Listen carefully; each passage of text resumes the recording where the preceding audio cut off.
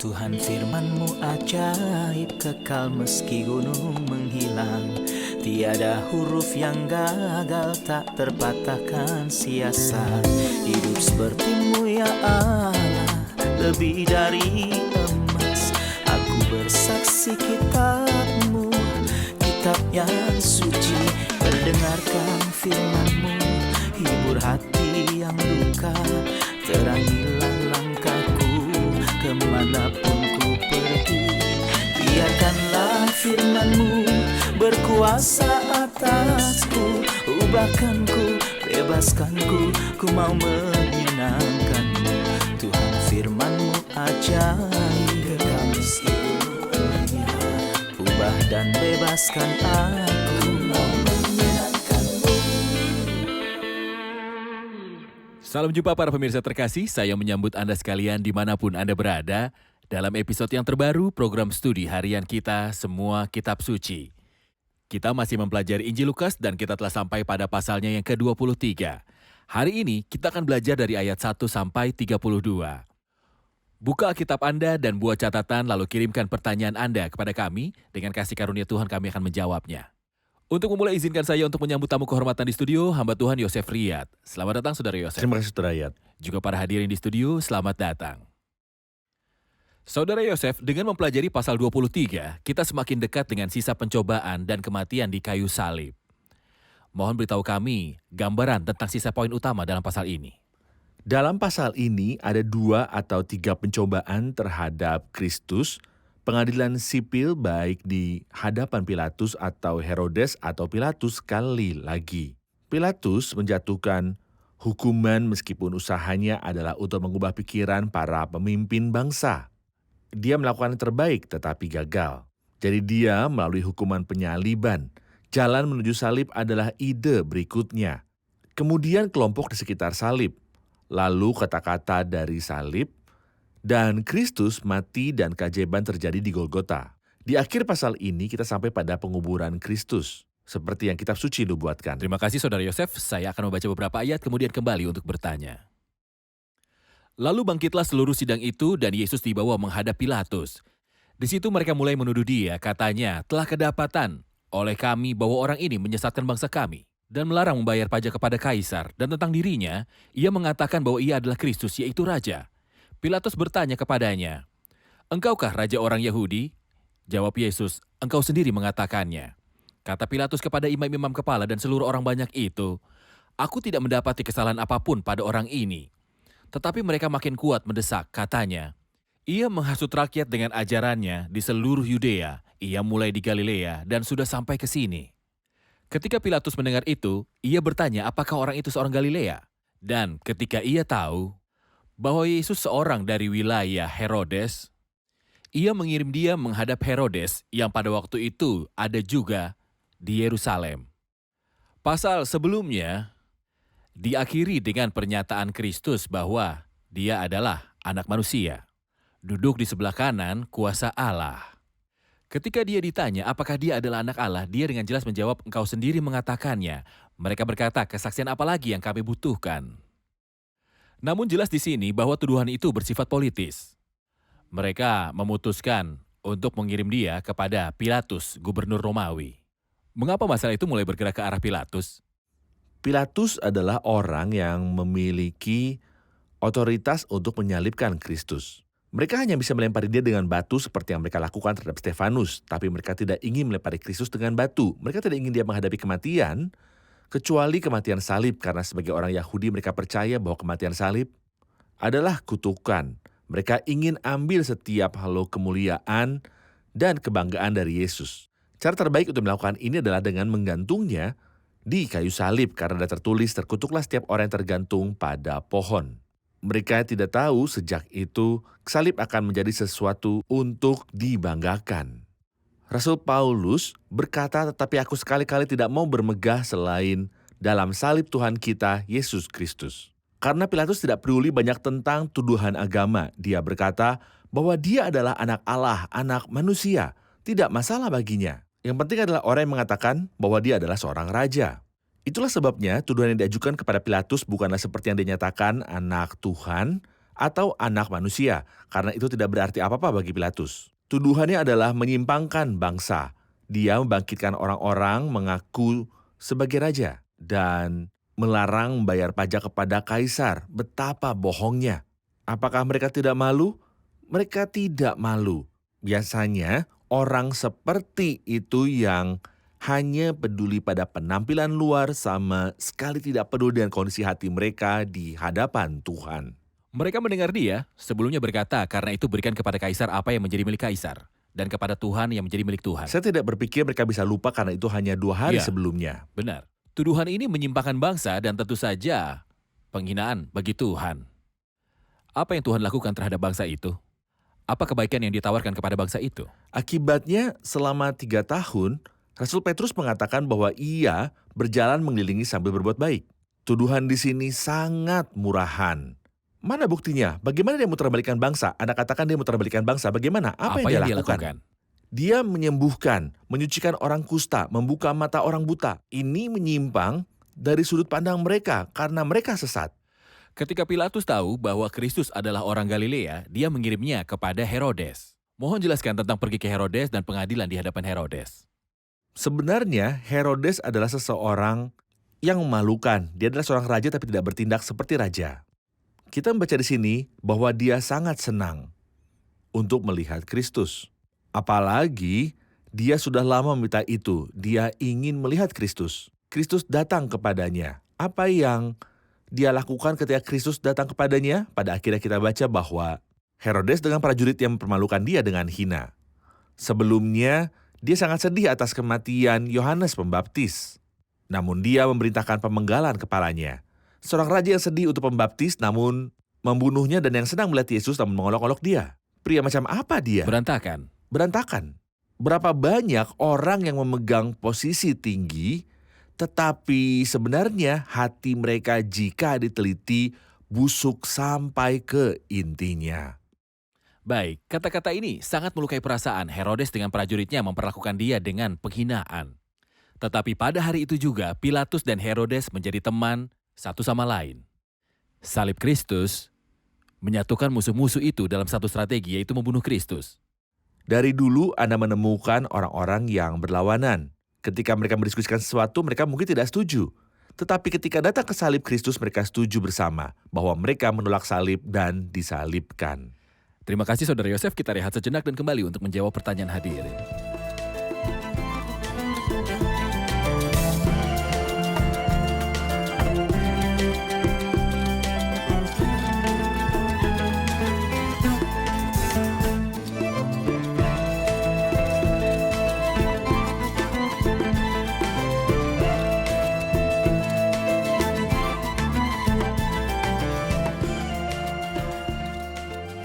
Dalam pasal 23 ketika Pilatus memeriksa Tuhan Yesus, dia berkata, "Saya tidak menemukan kesalahan pada pria ini, karena itu aku akan menghukumnya dan melepaskannya." Kenapa dia melakukan itu jika tidak ada kesalahan padanya? Silakan. Sebenarnya dia mengatakan bahwa 2 kali dalam ayat 16. Dan waktu lain di ayat 22, jadi aku menghajar dia lalu melepaskannya. Sebenarnya kita menemukan bahwa kata-kata seperti itu akan sangat sulit jika dikatakan tentang seseorang yang kita cintai dan hormati. Dampaknya sangat keras jika dikatakan terhadap pria terhormat, aku akan menghajar dia. Betapa lebih kerasnya suara mereka ketika dikatakan tentang Tuhan langit dan bumi. Kata-kata yang kasar, aku akan menghajar dia lalu melepaskannya. Kita membaca dalam Mazmur pasal 94 ayat yang ke-10, dia yang menghajar bangsa-bangsa masakan tidak akan menghukum. Dia yang mengajarkan pengetahuan kepada manusia, Tuhan adalah pengajar segala bangsa. Tetapi jika kita mengetahui arti dari perkataan Pilatus, kita akan memiliki lebih banyak penghormatan. Kata menghajar tidak hanya berarti dikoreksi dengan kata-kata atau bahkan dipukuli, tapi kata ini berarti garis-garis yang kejam dan mengerikan.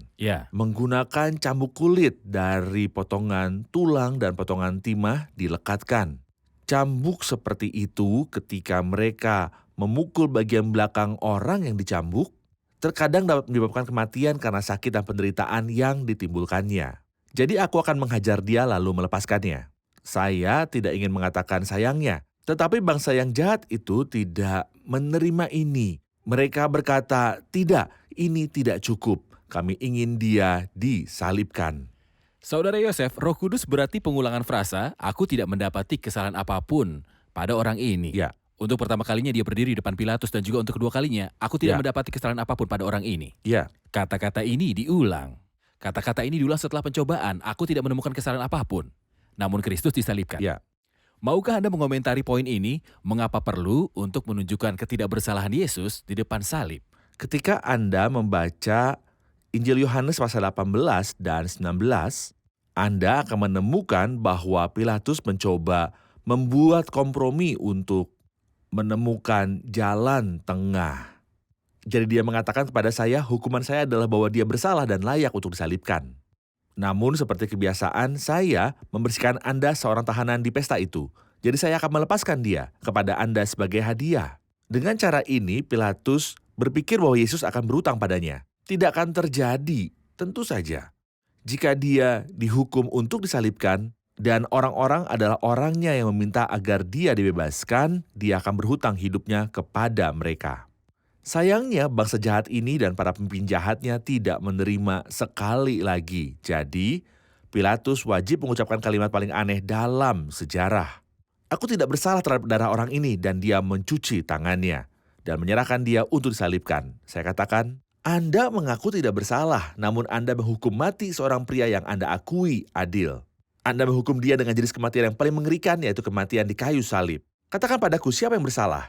Sebenarnya yang terjadi persis dengan apa yang seharusnya terjadi. Bagaimana?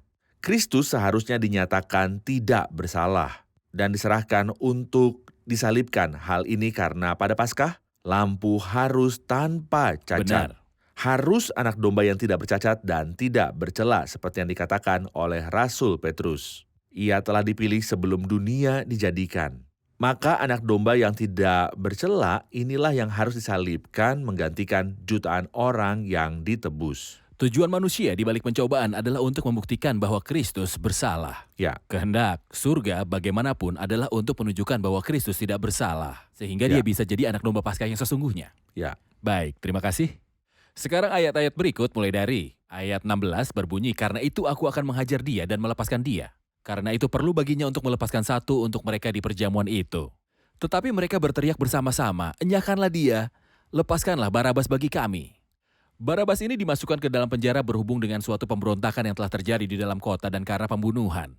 Sekali lagi, Pilatus berbicara dengan suara keras kepada mereka karena dia ingin melepaskan Yesus. Tetapi mereka berteriak membalasnya, katanya, salibkan dia, salibkan dia. Kata Pilatus untuk ketiga kalinya, kejahatan apa yang sebenarnya telah dilakukan orang ini? Tidak ada suatu kesalahan pun yang kudapati padanya yang setimpal dengan hukuman mati. Jadi, aku akan menghajar dia lalu melepaskannya. Tetapi dengan berteriak mereka mendesak dan menuntut supaya ia disalibkan. Dan akhirnya mereka menang dengan teriak mereka.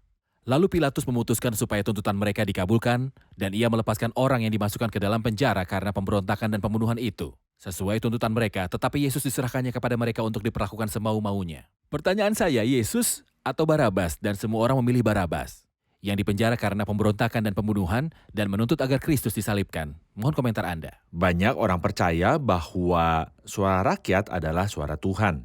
Ini adalah pepatah yang salah sama sekali, terutama ketika datang ke peristiwa ini. Di sini, apa yang orang katakan sangat jauh dari apa yang Tuhan katakan. Mereka memilih Barabas. Ayat-ayat yang baru saja Anda baca diulangi 2 kali. Pertama di ayat 19 dan kemudian di ayat yang ke-25. Barabas ini dimasukkan ke dalam penjara, berhubung dengan suatu pemberontakan yang telah terjadi dalam kota dan karena pembunuhan. Pemberontakan dan pembunuhan. Ini yang mereka lepaskan. Orang-orang saat ini terkejut bahwa terorisme berada di atas angin. Mengapa terorisme beroperasi di mana-mana, di timur dan barat, di negara-negara aman yang tidak pernah kami dengar sebelumnya, dan negara-negara yang menderita dan memiliki masalah? Mengapa terorisme ada di luar sana? Karena di sini mereka memilih teroris dan menolak Kristus. Mereka tidak menginginkan pangeran kehidupan yang membangkitkan orang mati. Siapa yang Anda inginkan? Kami ingin teroris yang membuat pemberontakan di kota dan yang melakukan pembunuhan. Kami ingin pembunuhnya. Kita akhirnya tahu siapa pembunuhnya. Barabas artinya anak bapaknya. Kita tahu siapa ayahnya. Iblislah yang menjadi bapamu. Ia adalah pembunuh manusia sejak semula. Terima kasih Saudara Yosef. Izinkan saya membaca ayat-ayat berikut. Ketika mereka membawa Yesus, mereka menahan seorang yang bernama Simon dari Kirene yang baru datang dari luar kota. Lalu diletakkan salib itu di atas bahunya supaya dipikulnya sambil mengikuti Yesus. Mari kita berhenti di sini. Bisakah Anda memberitahu kami tentang karakter Simon orang Kirene dalam situasi itu? Apakah dia disebutkan di bagian lain dari Alkitab? Di awal Injil ini kita membaca tentang beberapa Simeon. Pada akhirnya kita membaca tentang Simon yang lain. Mereka bukan orang yang sama tentu saja. Kita membaca tentang Simeon, penatua yang adil. Di awal Injil Lukas. Ini di awal Lukas pasal 2. Di sini, Simon orang Kirene. Ketetapan ilahi mengatur bahwa Simeon akan berada di sana untuk menggendong anak itu. Dan pemeliharaan ilahi juga mengatur bahwa Simon orang Kirene akan berada di sana untuk memikul salib setelah Yesus. Kata Kirenian berarti berasal dari Kirene. Beberapa orang percaya bahwa dia datang untuk pesta. Sebenarnya dia tidak ada hubungannya dengan semuanya. Dia datang untuk Dia merayakan. berasal dari Afrika Utara. Dari Afrika Utara, dari Libya. Dia tidak ada hubungannya dengan semuanya. Tetapi tentara Romawi memiliki otoritas untuk memaksa setiap orang untuk menanggung beban sejauh 1 mil. Jadi mereka memaksa Simon untuk memikul salib. Mungkin pada awalnya, dia berkata pada dirinya sendiri, sungguh sial jika saya datang 5 menit lebih awal, atau terlambat 5 menit, atau bahkan 1 menit. Saya tidak akan bertemu Kristus. Namun saya percaya bahwa dia kemudian mendapatkan pemahaman yang lebih baik tentang situasinya. Mengapa? Karena saya mengerti dari firman Tuhan bahwa bukan hanya Simon dari Kirene, tapi seluruh rumah tangganya datang untuk percaya kepada Kristus. Di mana Alkitab mengatakan ini? Dalam Markus pasal yang ke-15, kita membaca tentang Simon seorang Kirene, ayah dari Alexander dan Rufus. Bagaimana dengan Alexander dan Rufus? Kemungkinan besar Alexander dan Rufus dikenal sebagai orang percaya yang pertama. Jadi Simon percaya, Alexander percaya, dan Rufus juga percaya. Kita juga membaca tentang ibu Rufus dalam Roma 16. Salam Rufus dipilih dalam Tuhan dan ibunya dan milikku. Jadi Simon percaya, istrinya percaya, dan kedua putranya percaya. Apa yang bisa saya katakan? Kebetulan yang luar biasa? Tentu saja, tidak ada kebetulan di sini. Kami tahu bahwa semua masalah ini diatur oleh ketetapan ilahi. Tuhan mungkin mengirimkan kita berkat yang dibungkus dengan rasa sakit, jadi jangan terganggu. Kehendak Tuhan bagi kita selalu baik. Kita tahu sekarang bahwa Allah turut bekerja dalam segala sesuatu untuk mendatangkan kebaikan bagi mereka yang mengasihi Dia. Terima kasih Saudara Yosef, kita rehat sejenak dan kembali untuk menjawab pertanyaan hadir.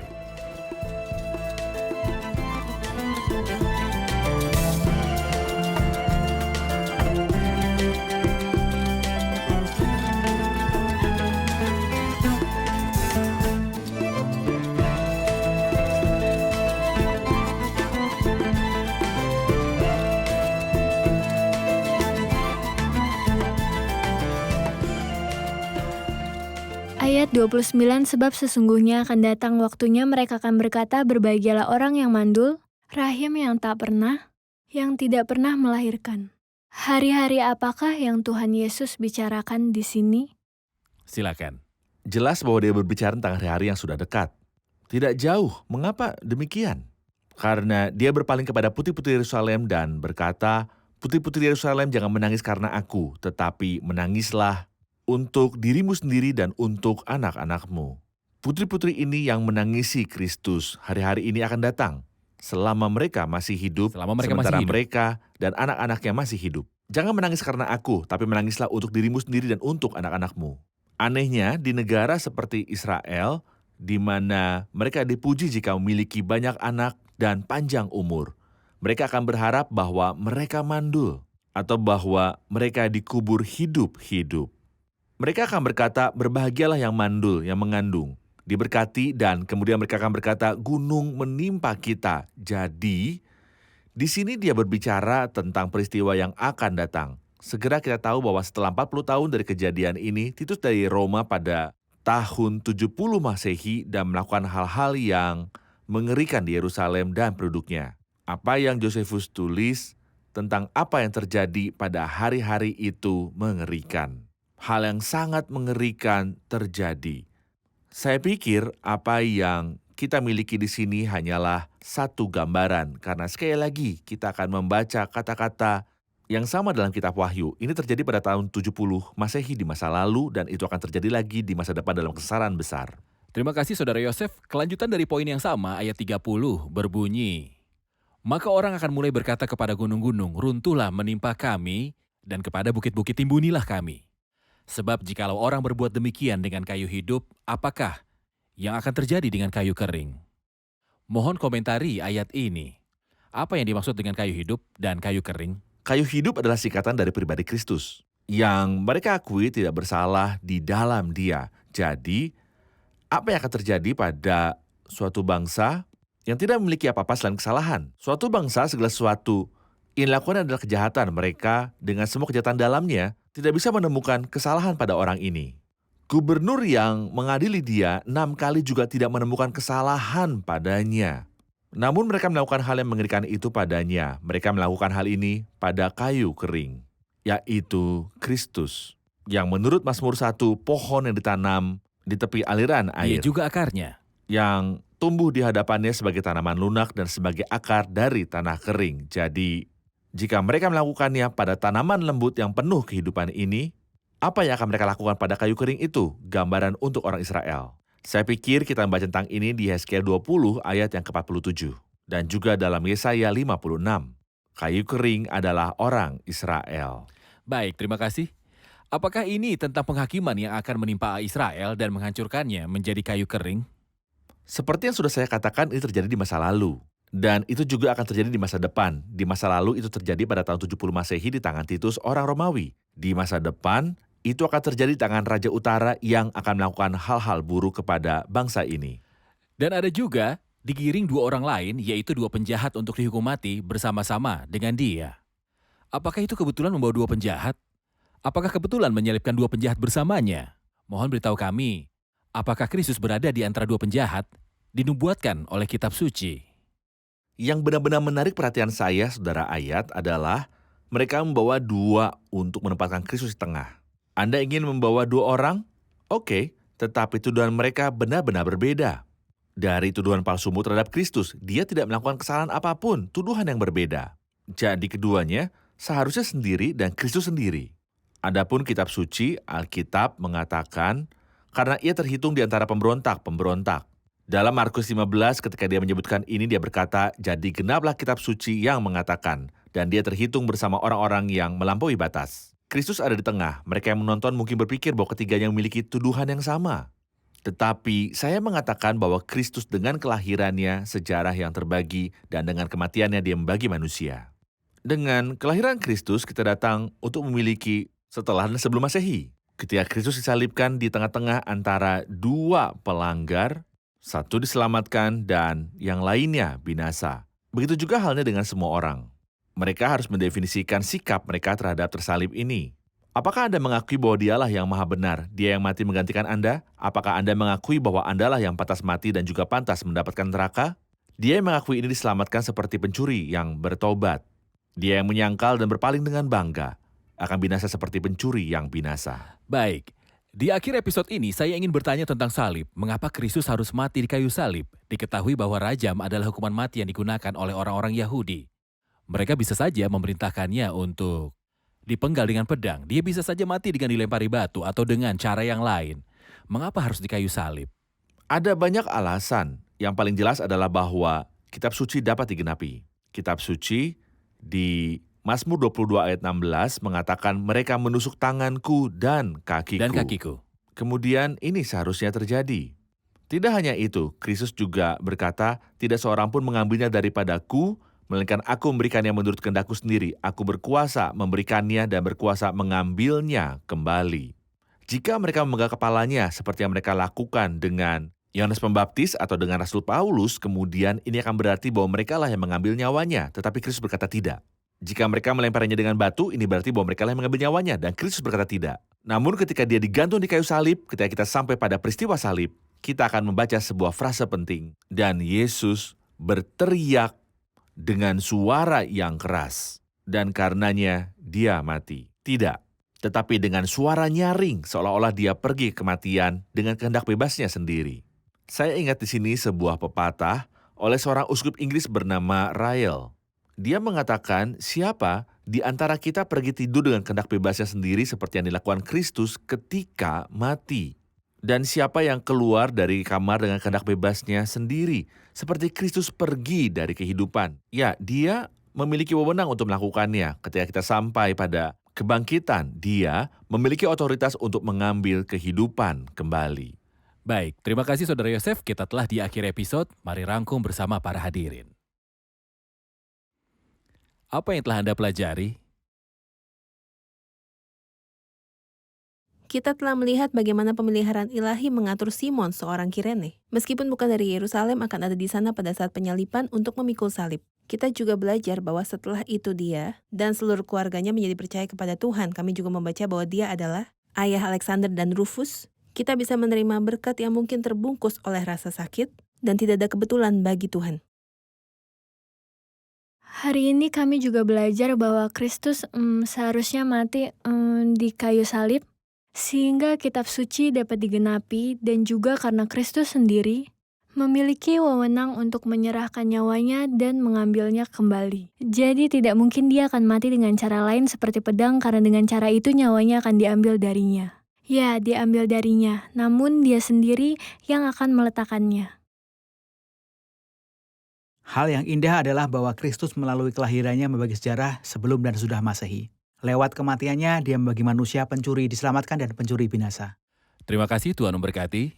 Terima kasih Saudara Yosef, Tuhan Tuhan memberkati memberkati. juga. Pemirsa yang kami kasihi, manusia menginginkan Kristus untuk melewati pencobaan untuk memalsukan tuduhan terhadapnya sehingga ia dapat dihukum mati. Namun surga memerintah dan kehendak ilahi ingin Kristus untuk melalui pencobaan. Bukan untuk memalsukan tuduhan, melainkan untuk membuktikan bahwa dia tidak bersalah. Mengapa? Seperti yang kita pelajari di episode hari ini untuk membuktikan bahwa dia satu-satunya orang yang benar dan tidak bersalah.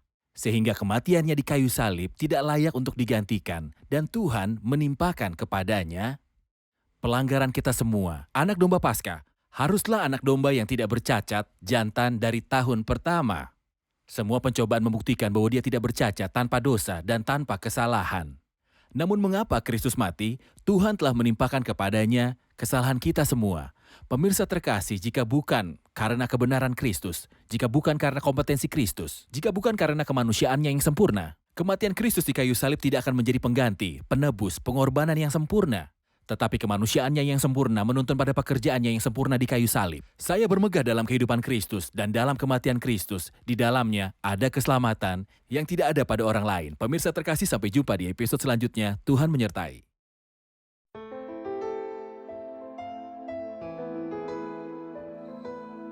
Tuhan firman-Mu ajaib, kekal meski gunung menghilang. Tiada huruf yang gagal, tak terpatahkan siasat. Hidup seperti-Mu ya Allah, lebih dari emas. Aku bersaksi kitab-Mu, kitab yang suci. Mendengarkan firman-Mu, hibur hati yang luka. Terangilah langkahku kemanapun ku pergi. Biarkanlah firman-Mu berkuasa atasku. Ubahkanku, bebaskanku, ku mau menyenangkan-Mu. Tuhan firman-Mu ajaib, kekal meski dunia.